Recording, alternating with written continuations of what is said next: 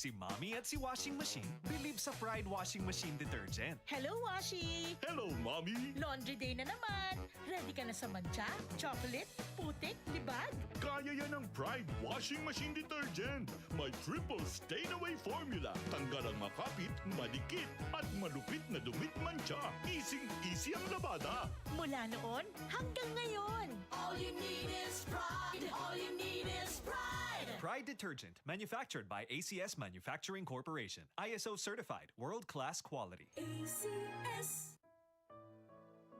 Pagbasa sa Aklat ng Kawikaan, Kabanata 12, talata 1 hanggang 28, ang taong may unawa ay tumatanggap ng payo, ngunit ayaw mapaalalahanan ang matigas ang ulo. Si Yahweh ay nalulugod sa taong matuwid, ngunit sa masasama siya ay nagagalit. Ang makasalanan ay hindi mapapanatag, ngunit ang matuwid ay hindi matitinag. Ang mabuting babae ay karangalan ng asawa, ngunit kanser sa buto ang masamang asawa. Ang taong matuwid ay mabuting makiharap, ngunit ang masama ay bihira lang magtapat. Pumapatay ng lihim ang mga pangungusap ng masama, ngunit ang salita ng matuwid ay nagliligtas sa kapwa. Ang masama ay lubusang mapaparam at di na magbabalik, ngunit ang sambahayan ng matuwid mananatiling nakatindig. Ang taong matalino ay magkakamit ng karangalan, ngunit ang aanihin ng masama ay pagkutsa lang. Ang maralitang nagsisikap ay mabuting di hamak kaysa nagkukunwang mayaman, ngunit sa gutom nakasadlak. Kahit sa kanyang mga hayop ang matuwid ay mabait, ngunit ang masama kahit kanino ay sadyang mabagsik. Ang taong masipag ay sagana sa lahat, ngunit ang isang hangal sa yaman ay salat.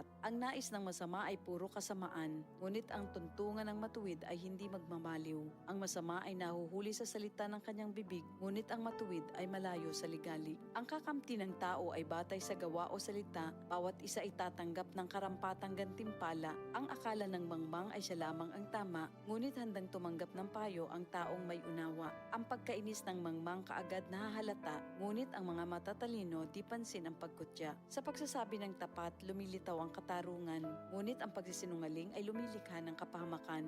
Ang matalas na pananalita ay sumusugat ng damdamin, ngunit sa magandang pananalita, sakit ng loob ay gumagaling. Ang tapat na labi ay mananatili kailanman, ngunit ang dilang sinungaling ay hindi magtatagal. Ang nagbabalak ng masama ay mag-aani ng kapahamakan, ngunit ang nag-iisip ng mabuti magtatamo ng kagalakan. Ang kasamaang palad ay malayo sa matuwid, ngunit ang buhay ng masama ay puno ng ligalig. Namumuhi si Yahweh sa taong sinungaling, ngunit ang tapat ay ligaya niya at aliw. Di agad sinasabi ang alam ng matalino, ngunit kahangalan ay inihahayag ng mangmang na tao. Balang araw, ang masikap, ang mamamahala, ngunit ang tamad ay mananatiling alila. Nagpapahina sa loob ng isang tao ang kabalisahan, ngunit ang magandang balita ay may dulot na kasiglahan. Ang payo ng kaibigang matuwid ay isang gabay, ngunit ang daan ng masama ay tungo sa pagkaligaw. Hindi makakamit ng tamad ang kanyang hinahangad, ngunit ang masikap ay laging may magandang hinaharap. Ang matuwid na landas ay patungo sa buhay, ngunit ang maling daan ay hahantong sa kamatayan. Ito ang salita ng Diyos. DCXL 558